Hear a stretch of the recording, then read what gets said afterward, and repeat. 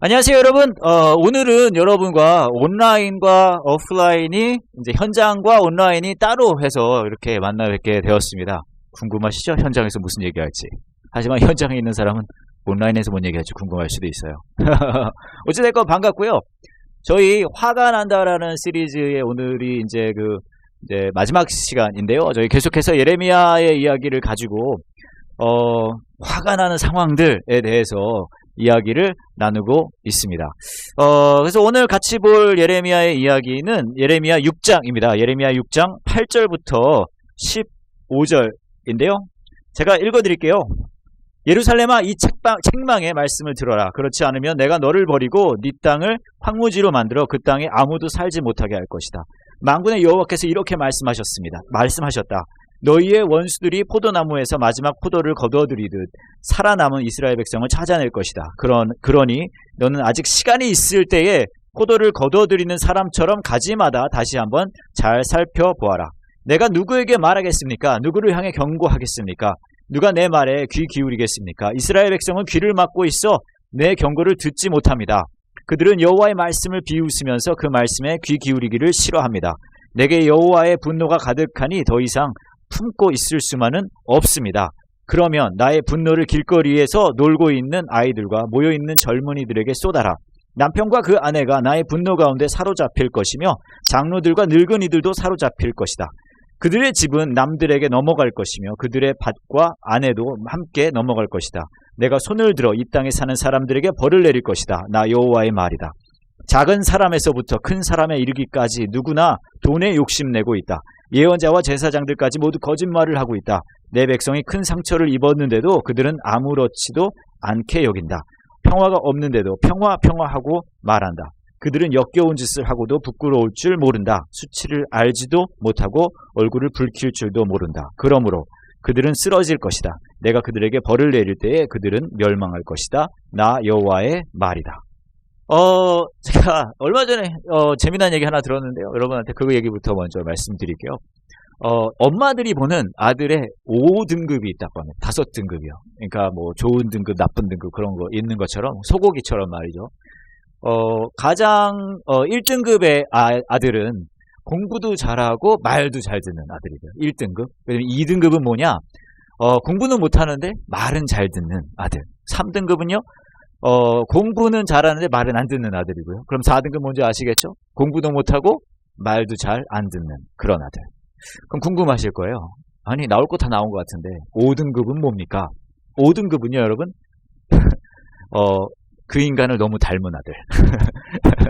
그러니까 아무리 공부 잘하고 착해도 그 인간 닮으면 5등급이라는 얘기죠. 우스갯소리이지만 이 안에 약간 공감하는 지점들이 없잖아 있지 않겠습니까? 무슨 말이냐 하면 이분이 화가 나 있는 거예요. 이 엄마들이 뭐에 대해 화가 나 있을까요? 그 인간한테 화가 나 있고 아들한테 화가 나 있는 거죠. 저희가 한 달 동안 화가 나는 것에 대한 이야기를 이제 쭉 했는데 오늘은 우리가 뭐라 할까요? 세상에 화가 나는 느낌? 무언가 우리 안에 화가 도대체 왜 있어야 하는 것인가? 그런 이야기를 조금 해보려고 합니다. 그래서 제가 좀 곰곰이 생각해 봤는데 우리가 화가 날 때는 그 이유가 분명히 있더라고요. 그리고 그 이유를 제가요 아주 특별한 곳에서 찾았습니다.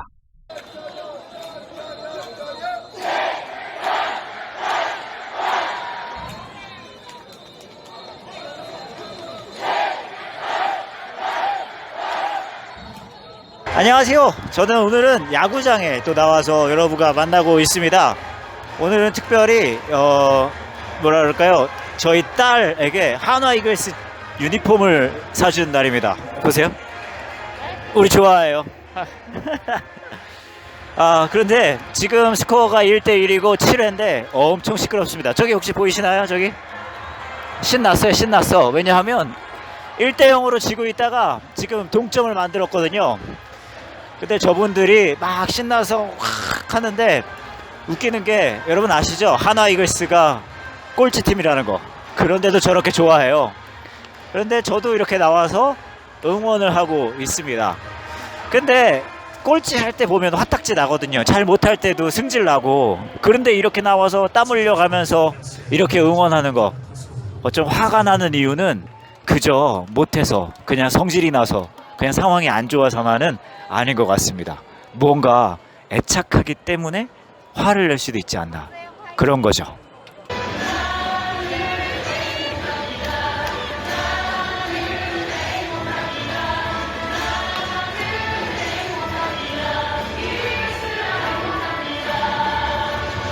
대단하지 않습니까, 여러분? 이 사람들이 외치는 거예요. 나는 행복합니다. 저도 하나 팬입니다. 나는 행복합니다. 그전엔 또 뭐라고 외치는 줄 아십니까? 좀 쑥스러운 말이긴 한데 최강 한화라고 외치고 있어요. 최강 한화. 근데 이 사람들은 도대체 뭐가 문제일까? 아까도 말씀드렸듯이 애착하는 거예요. 애착. 그런데 애착은 어떤 대상이 그냥 좋고 나쁘고의 문제가 아니라 그 애착하는 대상에 자신을 투영합니다. 나의 가치가 그 애착하는 대상에 의해서 결정되고 정의되고 거기서 확인하는 거예요. 그러니까 한화 이글스에 애착하니까 잘못하면 화가 나더라도 또 잘하는 거 가끔 보면 기쁘고 그래요. 왜요? 나 자신의 가치를 거기에 투영하기 때문이에요. 근데 그게 꼭 한화 이글스만 그런 거는 아니죠. 우리 역시 마찬가지예요. 여러분의 삶 속에, 저의 삶 속에 화가 나는 일이 있는 것은 잘 생각해보면 대단한 일은 거의 없어요. 대신에 어떤 일이 있냐? 내가 애착하는 어떤 대상, 그 대상에 내 가치를 투영하기 때문에 그런 거예요. 자식 때문에 화가 나는 것은 그 자식에게 애착하고 내 가치를 투영하기 때문이죠. 직장에서 화가 나는 건 직장에서 나의 역할에 애착을 하는 거고 또 거기에 가치를 투영하는 거예요. 우리는 그것에 굉장히 몰입합니다. 그게 마치 전부인 것 같아요. 거기에 우리의 상황과 마음과 생각이 흔들립니다. 저도 최근에 그런 경험을 한 적이 있는데요. 제가 그냥 말씀으로 드리는 것보다 한번 보시는 게 좋을 것 같아서요.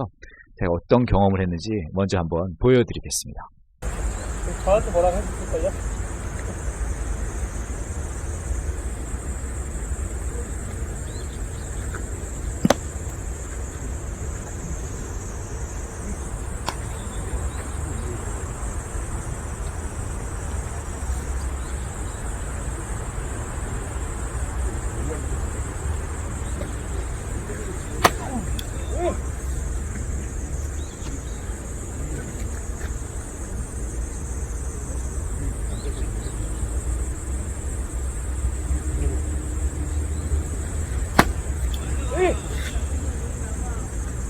몸이 좀 앞으로 나가시는 것 같습니다, 형님.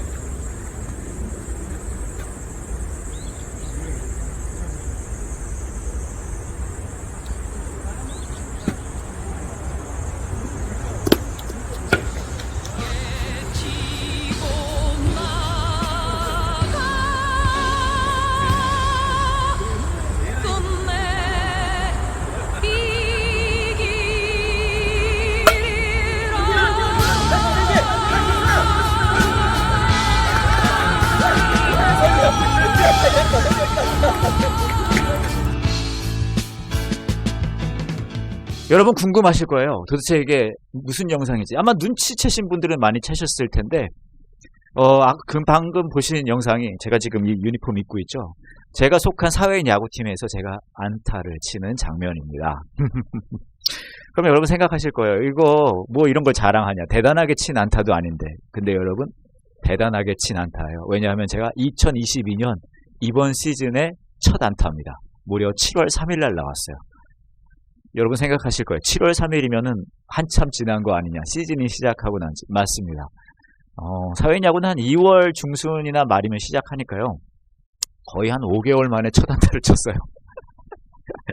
5개월 만에 첫 안타를 쳤고요. 그전에는 제가 16타수 무안타를 기록하고 있었습니다. 근데 이게 웃긴 게 잘 맞은 것도 아니고요. 그 전 타석에서는 또 삼진 당했어요. 근데 제가 탕 친 게 2루 쪽으로 떼구르르 굴러갔는데 원래는 프로야구 같으면 아웃이겠죠. 땅볼 아웃. 그런데 제가 죽어라 달렸고요. 사회인 야구잖아요. 그래서 세이프 됐고 내야 안타로 기록이 됐습니다. 끄트머리 들으셨는지 모르겠지만 저희 팀원들이 엄청나게 흥분하고 있는 걸 보셨을 거예요. 아마 그렇게 얘기하거든요. 써니 형 첫 안타 쳤다고. 팀원들도 전부 막 제 첫 안타가 나오기를 기다리고 있었거든요. 와, 근데 제가요 얼마나 마음이 안 좋았는지 몰라요. 제가 야구를 좋아하는데 야구가 저를 좋아하지 않거든요. 그래서 막 그 한 타석 한 타석 안타 없이 올라가는 게 너무 힘들고 고통스럽고, 또 하나 너무 창피한 거예요. 이날 제가 안타를 치고 나서 우리 팀원들이 막 그러는 거예요. 저 공은 우리가 받아서 기념구를 간직해야 된다고. 완전 창피한 거죠. 근데 제가 현타가 왔거든요. 뭐냐? 제가 생각해 봤어요. 이게 뭐라고 내가 이렇게까지 이렇게 흔들리는가. 제가 굉장히 담대한 사람인데, 왜냐하면 아까 말씀드렸죠. 애착하는 거예요. 애착하면 나 자신의 가치가 거기 투영됩니다. 그깟 공놀이에요. 그냥 아저씨들이 토요일 아침에 모여서 공 주고받고 때리고 하는 거예요. 시간 지나면 아무 기억도 나지 않는 거죠. 그런데 그게 그렇게 나한테 영향을 끼쳐요. 왜냐하면 제가 거기다가 제 자신의 가치를 투영하거든요. 계속 삼진당하고 아웃되면은 제가 형편없어 보이는 거예요. 그나마 안타 하나 쳤는데 이렇게까지 다 좋아하고 난리 부리면 좀 창피한 거고요. 그렇게 우리는 우리 삶을 살아갑니다. 내 삶의 가치가 내가 애착하는 그것들에 의해 결정된다고 생각해요. 그게 안 되면 화가 나요. 내 삶의 가치가 그것뿐인 것 같은 느낌이 듭니다. 여러분도 아마 그러실 거예요. 여러분의 삶 속에서 왜 화가 나고 왜 불편하고 뭐가 힘드십니까? 왜냐하면 그 애착하고 있는 그 대상들이 여러분의 삶의 가치를 정한다고 생각하기 때문이에요. 오늘 이야기를 보시면은 예레미야가 그렇게 얘기해요. 하나님이 이제 예레미야한테 가서 내가 이렇게 지금 막 이런 화가 나 있다는 거 알려줘. 그랬더니 예레미야가 가서 말하면 뭐예요? 아무도 듣지도 않는데요. 그렇게 얘기를 해요.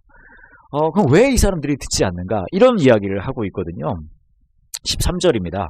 작은 사람에서부터 큰 사람에 이르기까지 누구나 돈에 욕심내고 있다. 예언자와 제사장들까지 모두 거짓말을 하고 있다.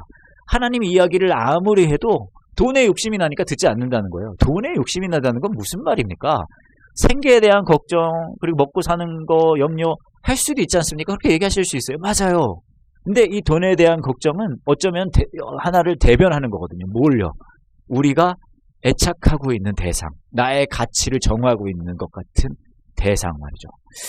제가 최근에 어떤 분을 만났는데 그분이 그런 얘기를 하시더라고요. 교회에서 이제 자기 비슷한 또래들과, 이분이 한 50대 중반 정도 되시는데 교제하고 하는데 예전 같지 않다는 걸 느꼈다는 거예요. 뭘 느끼셨어요? 그랬더니 청년 시절에는 다 돈 없고 그냥 아무것도 없으니까 너무나 순수하게 다 어울리고 놀았는데, 이제는 자기 또래 50대 중반 정도 되는 다른 남자분들을 교회에서 만나면 그 시절에 교제가 없다는 거죠. 왜 그래요? 라고 물어봤더니 주로 하는 이야기들이 뭐 골프 치는 얘기, 무슨 얘기, 뭐 돈, 연봉 얘기, 그런 거 한다는 거예요. 그게 나쁘다는 것은 아니죠. 대신에 그 이야기 속에 이분이 느낀 거예요. 뭐를요? 그 애착하는 대상들에 의해서 자신의 삶의 가치가 정해진다는 걸요. 그러니까 이분이 약간 힘든 거죠. 그 얘기가 아닌데, 우리 해야 할 이야기는 그게 아닌데. 근데 우리는 그래요. 우리는 어떤 대상을 애착하고 그것에 의해서 우리의 삶의 가치가 결정된다고 생각합니다. 근데 제가 최근에 꼭 그렇지도 않을 수 있다는 생각이 들었던 경험이 있었어요. 지난 휴가 때 제가 어디를 갔었는데요. 그곳에서 그런 생각을 하게 됐거든요. 그래서 그곳으로 여러분을 안내하겠습니다.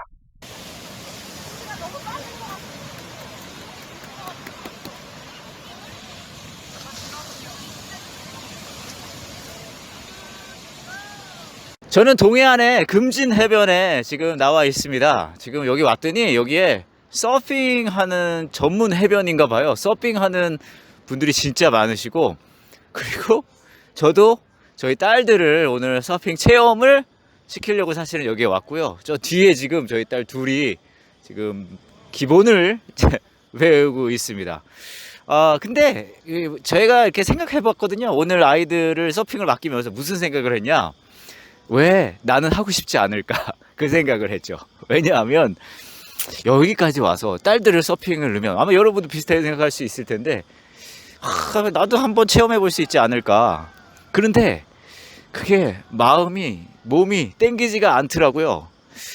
근데 좀 더 생각해 보니까 제가 어렸을 때도 이런 생각을 했었던 것 같아요. 뭐냐 하면, 어렸을 때 이런데 휴가 오고 그러면 몇 시간을 운전을 하고 막 가잖아요. 그러면은 어른들이 누워서 잠만 자요. 애들은 물에 들어가서 노는데, 그때 저는 이해할 수가 없었거든요. 아니 왜 여기까지 그 긴 시간을 운전하고 와서 누워서 자고 있는 것인가. 물에서 놀아야지. 근데 제가 어른이 돼 보니까 알겠더라고요. 저거 너무 서핑 좋아 보이고 해보고 싶은 마음이 요만큼은 있는데 하고 싶지가 않아요. 그것을 위해 옷 갈아입어야 되고 또 이 무거운 보드를 가지고 가야 되고 그게 너무 막 거추장스러운 거죠. 제가 바뀌었어요. 근데 생각해보면 우리 다 비슷한 것 같아요. 무슨 말이냐 하면 세상은 언제나 똑같지 않다는 거죠. 예, 무언가 우리가 좋아하고 무언가 우리가 동의하고 무언가 괜찮다고 생각하지만 시간이 지나면 상황이 바뀌면 또 우리의 경험이 쌓이기 시작하면 조금씩 바뀔 수 있다는 거예요.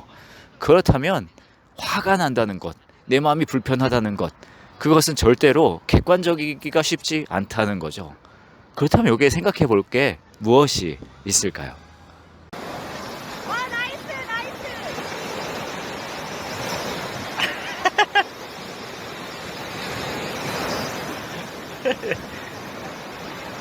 시원한 바닷가 갔다 오시니까 어떠십니까? 어쩌면은 추우실 때 이야기를 듣고 계신 분도 있으실 수 있을 것 같으니 어찌됐건 간에 제가 깨달았거든요. 뭐냐 하면 애착하는 그 대상이 그 순간에는 내 가치를 결정하는 것 같고 전부인 것 같지만 영원하지 않다는 거예요. 어렸을 때 중요하게 생각하는 게 어른이 되면 중요하지 않을 수 있고요. 어른이 돼서 중요하다고 생각하는 것이 나중에 되면 또 중요하지 않을 수 있죠. 제가 여러분들을 만나고 이런저런 이야기를 들으면 이제 여러분들이 자신의 고민이나 어려움들을 이야기해 주세요. 정말 다 힘들고 쉽지 않은 일들입니다. 예. 그 어느 것 하나도 가벼운 이야기, 무겁지 않은 이야기들이 없어요. 근데 대부분의 이야기는 시간이 지나가면 또 상황이 어느 정도 해결이 되면 그렇게까지 고통스러운 일은 아닌 경우들이 많이 있더라고요. 하지만 우리는 거기에 집착하고 애착합니다. 왜냐하면 아까 말씀드렸듯이 내 삶의 가치가 그것에 의해 결정된다고 생각하거든요. 그리고 그것을 놓지 못해요. 오늘 이야기를 보면 하나님이 그런 얘기 하는 거예요. 야, 내 얘기를 들어야지. 왜 그런 거에 애착하고 있어? 왜냐하면 어느 것이 진짜 영원하겠니? 어느 것이 진짜 너를 온전케 하겠니? 어느 것이 진짜 너의 삶의 가치를 정할 수 있겠니? 그리스도인으로 산다는 것은 어쩌면은 뭐라 그럴까요? 누구는 그런 얘기해요. 어려운 문제가 있으면 하나님이 해결해 주시고. 근데 잘 생각해 보시면 그 말은 무슨 말이냐면 내가 애착하고 있는 그 대상, 더 나아가서 내가 애착하고 있는 대상이 나의 가치를 정하는데 하나님께서 그 대상을 잘 해결해 주셔서 그 애착하는 대상으로 정해지는 나의 가치를 높여주세요라는 이야기예요. 그게 건강이 되든 재정적인 게 되든 관계가 되든 무엇이 되든지 간에요. 하지만 하나님은 꼭 거기에 맞춰주시는 분은 아니시라는 거예요. 왜요? 왜냐하면 하나님은 우리 삶에 내가 애착을 갖는 그 대상이 내 삶의 가치를 정하는 것을 인정하지 않으시거든요. 대신 뭐라고 말씀하시냐 하면 그것을 넘어서 있는 하나님이 우리 삶의 가치를 정해주시는 분이시라고 말씀하십니다. 근데 그게 실감하는 건 쉽지 않죠. 제가 아는 분들 중에 그런 거를 경험하는 분들이 몇 분 계세요. 삶에. 많은 분들이 사실 그걸 경험하시지만 이분을 생각하면 딱 그런 느낌 같은 느낌을 경험하셨겠다. 그런 분이 한 분 계시거든요. 제가 사실 이분 많이 좋아해서 몇 번 뵙기도 하고 제 라디오 프로그램 인터뷰도 하고 했는데 2년여 전쯤에 저희 교회 크리스마스 이브를 온라인으로 이제 프로그램을 한 적이 있었어요. 그때 보여드리려고 제가 이분을 인터뷰를 한 적이 있습니다. 영상 통화를 해가지고요. 근데 제가 크리스마스 이브 그날 당일에 잊어버리고 안 보여드렸어요. 어찌되건 그래서 제가 그분과 했던 그 대화가 인터뷰가 떠올라서 한번 여러분에게 이분과의 대화를 한번 보여드리려고 합니다. 한번 소개해드려 볼게요. 같이 보시죠. 안녕하세요, 교수님. 잘 지내셨어요? 네, 안녕하세요. 선생님 잘 지내셨어요? 네, 저는 잘 지내고 있는데 많은 분들이 저희 교회 분들도 그러실 것 같기는 한데 이제 지선아 사랑해의 저자에서 이제는 교수님 되셨잖아요. 해보시니까 어떠세요? 사실 제가 이제 아직 얼마 안 됐어가지고요. 네. 솔직히 재작년까지는 제가 뭘 하는지도 모르고 일을 하는 상태로 그렇게 정신없이 지내다가 올해 모르겠어요. 이제 조금 체력적으로 조금 익숙해지기도 했고 좀 특이한 상황이기도 했지만 그냥 이제 조금 학생도 보이고 네, 이렇게 좀 내가 뭘 지금 말하고 있구나를 아는 상태로 가르치고 있는 것 같아요. 일단 그냥 한동대 학생, 제가 다른 학생들은 경험 못 해봤지만 별로 한동대 학생들이 그냥 늘 보면, 굉장히, 나 때보다는, 나 때보다는 너무 훌륭하다. 참 성실하고, 착하고, 정직하다. 이런 생각을 하면서 오히려 학생들한테 되게 감동받을 때도 많고요, 보면. 네, 그렇게 지내는 것 같아요. 삶의 스토리로 이제 많은 분들에게 또 책으로 강연으로 방송 출연도 하시고 이렇게 희망을 주고 그런 일들을 많이 하셨는데 학생들을 만나서 이제 가르치는 일을 하시면서 또 그런 일이 조금 있었나요? 이렇게 격려를 주고 뭐 그런 일들. 제가 가르치는 학생들도 있고 아닌 학생들도 만나게 되거든요. 그래서 네. 이렇게 또 한동대는 워낙 학생이랑 교수 사이를 되게 가깝게 지내는 학교여서 예. 학생들이 잘 찾아오기도 하고 예. 그래서 이제 어려운 얘기들 어디 가서 못 해봤었던 얘기들 나누는 학생들도 있고요. 네. 네, 그래서 감사하게 또 어쩌면 이제 학생들이 제가 막 제 얘기를 하지 않아도 예. 이미 알고 있기 때문에 그렇죠. 그러니까요. 그런 얘기 하기가 좀 편한 수도 있겠다 그런 생각을 하게 되더라고요. 그래서 좀 네, 그런 얘기들 하더라고요. 어려운 얘기. 그래서 아유 고민이 많구나 이렇게 생각도 들고. 푸르메 재단 홍보대사 활동은 계속 하고 계세요? 네네네 그렇죠. 올 한해는 좀 쉽지 않으셨을 텐데 어떻게 하셨어요? 네, 그래서 그냥 푸르메재단도 비영리 단체들이 지금 다 좀 어려운 상태인 것 같아요. 그래서 예. 있는 사람들은 그대로 어려움을 겪고 있는데 예. 방식이 변해하니까 교회도 예. 마찬가지시잖아요. 그래서 맞습니다. 온라인 방식으로 마케팅 하는 그런 알리는 방식, 홍보하는 방식을 많이 하고 계시고요. 네. 네.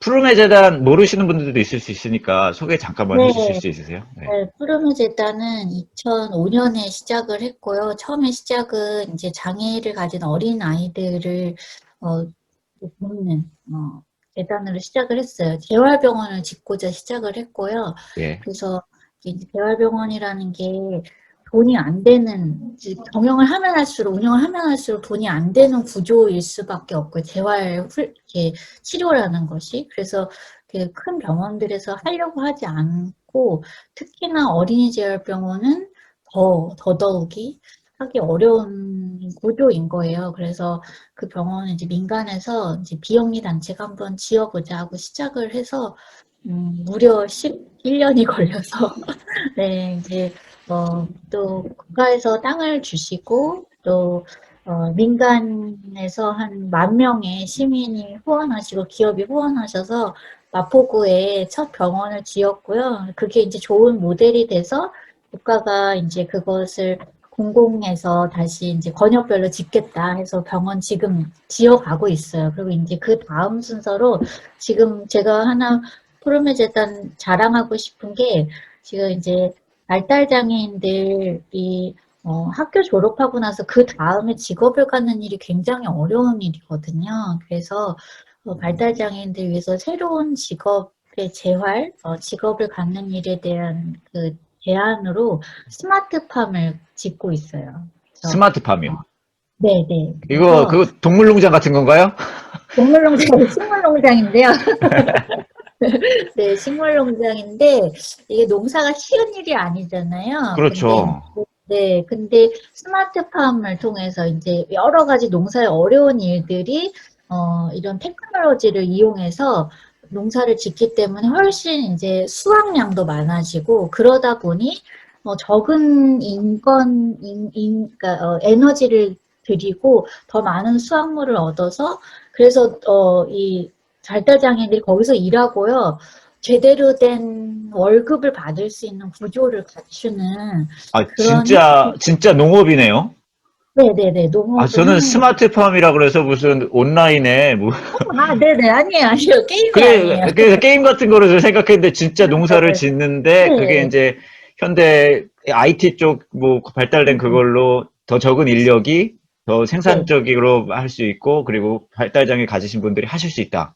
네네, 얼마든지 농사를, 큰 노력을 들이지 않고 할 수 있도록 만드는 그런 농장을 짓고 있고요. 그래서 이제 어. 이게 좀 새로운 모델을 제시하려고, 그래서 아. 원래 뭐 식물을 기르고 하는 것 자체가 사실 사람들에게 위안과 위로를 주잖아요. 그렇죠. 네, 그래서 뭐 케어팜이라는 형태로 이렇게 뭐 이제 뭐 환자분들에게도 그렇게 노인분들에게도 제시가 됐었는데 그거를 같이 접목해서 생산량을 아. 늘리는 그런 대안을 지금 모델을 꿈꾸고 짓고 있어요. 네. 아니, 우리 교수님은 그 푸르메 재단 그 홍보대사 일을 하시면서 마라톤도 하셨잖아요. 네, 뭐 옛날 옛적이긴 옛날 한데요. 네. 옛적에 나 때는 시절에. 네. 근데 그때도 뭐 원래 마라톤에 관심이 전혀 없으셨는데 뛰시게 되셨고 이제는 농사 쪽까지도 이제 이걸로 네. 연계가 돼가지고 관심 갖게 되시는 거네요. 네, 뭐, 근데 농사는 제가 약간 관심이 계속 있었어요. 그래서 저도 아, 게임으로 하는 농사 몇 번 해보고 되게 재밌어, 아, 실제 해보고 싶다 그런 마음이 있었거든요. 그래서, 아, 네네네. 그래서 아마 좀 뭐, 기대를 더 하게 되는 것 같아요, 제가. 그렇군요. 아, 네. 제가 저도 푸르메 재단 이사장님인가 인터뷰를 해본 적이 있는데 아, 네. 그 시작을 하시게 된 계기가 아내 되시는 분이 그 맞아요. 교통사고를 당했는데 재활을 할 수 있는 곳이 한국에 국내에 하나도 없다는 것을 이제 보시고 너무 안타까운 마음에 이제 시작을 하셨다라는 네. 얘기를 저도 들었어요.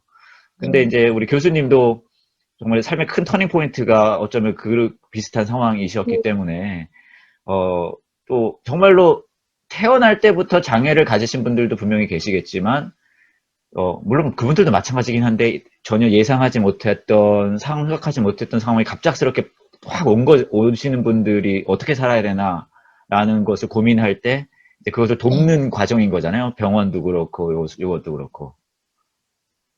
그래서 참 의미 있는 것 같아요.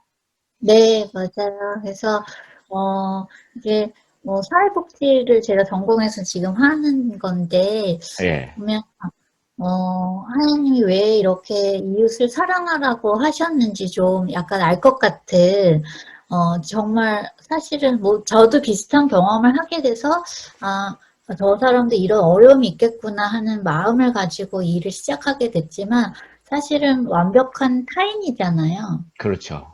근데 전혀 몰랐던 사람들을 그리고 그들이라고 불렀던 사람들을 돕는 일이 어, 생각보다 굉장히 행복한 일이 되는 것 같아요. 그래서 하나님이 우리를 행복하라고 예, 이웃을 사랑하라고 하셨던 것 같다는 생각이 좀 요즘에 드는 것 같아요. 그 교수님 이제 스토리 중에 네, 의사 선생님이 이제 가장 그 아픈 게 심하셨을 때 다시는 이제 방에서 나오지도 못할 거라고 말씀하셨는데 나중에 이제 많은 분들이 그 책을 통해서 방송을 통해서 알아보시고 막 응원해주고 사실 그분들이 막 직접적인 도움을 주시지는 않았지만 그 응원의 이야기가 이제 완전히 삶을 또 바꾼 이제 케이스이신 거잖아요. 그러니까 맞아요. 네, 그게 같은 이야기인 것 같거든요. 응원해주고 사랑해주고 관심 가져주고 또 물질적으로 할 수 있으면 돕기도 하고 정말 그러시죠. 저도 진짜 뭐 완전한 타인으로부터 너무나 많은 응원을 받았던 사람이고, 네. 그게 얼마나 큰지를 아는 사람이 됐으니까요. 그래서 이런 일을 더 이렇게 즐겁게 할 수 있는 것 같아요. 예, 지금도 굉장히 열심히 하시잖아요. 이거 홍보 네, 대사 네. 일을. 최근에 그래서, 청와대도 갔다 오셨다면서요? 네, 그랬더라고요. 네, 그래서 그거 얘기 좀 해주세요. 청와대 갔다 오신 얘기 좀. 그 연말에 청와대에서 이렇게 기부 나눔하는 이런 비영리 단체들을 홍보대사화해서 이렇게 초청을 하셔서 대통령이 기부하시는 행사를 한 아, 거예요. 그래서 어, 거기에 이제 홍보대사로 푸르메대단과 함께 간 거고요. 네. 그래서 그냥 저는 뭐 얼떨결에 어느 날 가자 그러셔서 갔다 왔는데, 주변에서들 현직 대통령을 만나는 건 굉장히 대단한 일이라고 그래서 그렇구나 이렇게 오, 청와대 정도는 얼떨결에 갔다 오는 플렉스시군요. 네, 제가 자꾸 말씀드렸지만 별 생각이 없는 애요. 갔다 오고 나니까 아 대단한 일이었구나 이런 생각을 하게 근데 이제 처음 가봤거든요 저도. 이런 걸 통해서 또 많은 분들이 또 푸르메 재단 또 도움이 필요하시면 우리 다 도움이 필요한 사람들이긴 하잖아요, 사실. 네. 근데 그분들이 좀 특정한 상황에서 도움이 필요하신 분들에게 더 관심을 가질 수 있는 그런 역할을 해주시는 거니까. 진짜 마지막으로 저희 교회 가족분들한테 인사 한마디 해주세요. 연말 인사. 네, 뭐 이렇게 네, 이렇게 온라인으로 이렇게 화면으로 인사를 드리게 돼서 참 아쉽지만 또 이렇게 불러주셔서 정말 감사하고요. 네, 또 목사님 덕분에 또 이렇게 제가 함께하고 있는 재단에 대한 이야기도 들려드릴 수 있게 돼서 너무 감사하고요. 네, 또 여러분들 어느 때보다 우리가 참 지금 이렇게 남들하고 접촉하면 안 된다고 하는 때지만 우리가 어느 때보다 공동체가 너무 중요한 때인 것 같아요. 지금. 맞습니다. 서로 마음을 멀리 두지 않고 가까이 두고 함께 있다는 사실을 기억하면서 연말을 지낼 수 있으면 좋겠습니다. 네. 감사합니다. 바쁘신데 네. 인터뷰 응해주셔서 감사하고요. 가족들하고 보드게임 재밌게 하세요. 네, 고맙습니다. 예, 고맙습니다, 교수님. 네, 안녕히 계세요. 네. 여러분 다 아시죠? 네, 우리 이지선 교수님입니다. 근데 저는 아까 인터뷰에도 조금 이야기했지만 이분이 그 얘기한 거 생각나거든요. 무슨 말이냐, 어떤 거냐 하면 이분이 그 교통사고를 겪으시고 정말로 이분이 가치를 정하는 것 같은 많은 것들을 잃어버리셨어요. 너무 아름다운 여자분이셨고 그 외모, 그리고 건강, 또 미래, 그 외에도 인간관계, 자신에 대한 자존감, 이 모든 것들을 잃어버리셨었잖아요. 그러고 의사 선생님이 그렇게 말씀하셨대요. 이제는 세상에 나올 생각하지 말라고. 하지만 아까 보셨듯이 같은 그 비슷한 어려움, 절망을 겪고 있는 분들에게 힘이 되는 일을 지금 하고 계십니다. 모두가 다 이런 삶을 살 거라는 말씀을 드리려는 건 아니에요. 모두가 보이는 그곳에서 와, 저렇게 멋진 분이 돼서 일하시는구나라고 보여질 거라는 말씀을 드리려는 것은 아닙니다. 하지만 제가 말씀드리고 싶은 건 그거예요. 지금 이 순간에 내가 애착하고 있는, 내가 가치를 부여하고 있는 그것이 사라질 수도 있고요. 흔들릴 수도 있고요. 그것 때문에 힘들어 하실 수도 분명히 있습니다. 하지만 하나님은 그 모든 것을 합해서 선을 이루시는 분이시라는 거예요. 무슨 말이냐 하면 우리 삶의 가치를 그런 애착하는 짜잘한 것들에 의해서 결정하게 두시는 분이 아니시라는 거예요. 그것을 넘어서서 일하시는 분이시라는 거죠. 신실한 분이시라는 거예요. 우리 삶에 정말로 아무리 봐도 가치 없어 보이고 아무리 봐도 내가 애착하는 것들은 모두 사라지거나 망가졌을 때에도 하나님은 우리에게 그러시는 거죠. 내가 네 삶의 가치가 될 거야 라고요. 오래전에 있었던 일인데 어느 날 저희 와이프가 저한테 그러는 거예요. 남편, 나 레인부츠가 필요한 것 같아. 저는 의아했어요. 레인부츠라니. 왜냐하면 장마가 거의 다 끝나가는 시기였거든요. 레인부츠 얼마나 쓸까? 하지만 저는 그렇게 이제 아내에게 말할 수는 없죠. 그래서 제가 이런 식으로, 그 당시에는 제가 철이 없어서 이런 식으로 많이 얘기를 한 적이 있어요. 뭐라고 얘기했냐면, 좋은 생각이야. 근데 예수님이라면 어떻게 하실까? 아주 나쁜 놈인 거죠. 예수님이라면 어떻게 하실까? 근데 제가 약간 이쪽으로 약간 유도하고 싶은 거였어요. 근데 저희 와이프가 그렇게 얘기하더라고요. 한참을 생각하더니 저한테 그렇게 말하는 거예요. 예수님이라면 이왕 살 거면 천연 생곰으로 살아 하실 것 같아. 너무 지혜롭지 않습니까? 근데 우리가 그래요. 내가 애착하는 어떤 것이 있고 그것을 통해서 내 가치가 결정될 거라고 생각합니다. 그리고 하나님은 그것을 통해서 일해 주시는 분이라고 생각해요. 우리에게 선한 것들을 주시는 분 맞고요. 우리가 애착하는 것들을 허락하시는 분도 맞아요. 하지만 하나님께서는 우리의 애착하는 대상을 넘어서서 우리 삶의 진짜 가치가 되기를 원하시거든요. 여러분의 삶 속에 애착하는 그 대상 때문에 여러분의 가치가 훼손되는 것 같은 느낌을 받는 분들 많이 계실 거예요. 사랑하는 가족이 될 수도 있고 건강이 될 수도 있고요. 관계가 될 수도 있고요. 직장이 될 수도 있고 커리어가 될 수도 있어요. 아무리 생각해도 여러분은 가치 없는 사람인 것 같이 느껴질 거예요. 그리고 그게 화가 나죠. 왜 내가 그 애착하는 그 대상을 그렇게까지 얻지 못해야 하는지, 누리지 못해야 하는지. 근데 하나님은 그 과정 속에서 어쩌면 그거 보여주시고 싶으신 것 같거든요. 그게 아니라 내가 너의 삶에 가치가 되고 싶다고. 그럼 우린 그렇게 말해요. 못 믿겠다고. 그렇기 때문에 하나님은 저와 여러분에게 먼저 우리를 그분의 궁극의 가치로 삼으셨다는 증거를 보여주십니다. 그게 뭘까요? 십자가의 사랑이죠. 우리는 짜잘한 애착하는 대상에서 우리의 가치를 찾을 때 하나님은 가장 애정하는, 가장 사랑하는 아들을 이 땅에 보내셔서 수모당하게 하시고 고통당하게 하시고 죽게 하시는 것을 마다하지 않으셨어요. 왜 그러실까요? 왜냐하면 그만큼 저와 여러분의 가치가 되고 싶으시다는 거예요. 저희가 한 달 동안 화가 나는 이야기들에서 많이 이야기를 나누었습니다. 모르겠어요. 여러분의 화가 나는 상황들이 어떤 상황들이 있는지. 근데 화가 나는 상황들은 언제나 그거인 것 같아요. 물론 그때는 쉽게 보이진 않거든요. 기회인 거예요. 어떤 기회일까요? 그 화가 남 속에서 하나님의 마음과 하나님의 생각과 하나님이 우리를 향한 그 신실하심을 다시 발견할 수 있어요. 근데 화난 사람한테 이거 바로 가서 얘기하면 안 돼요.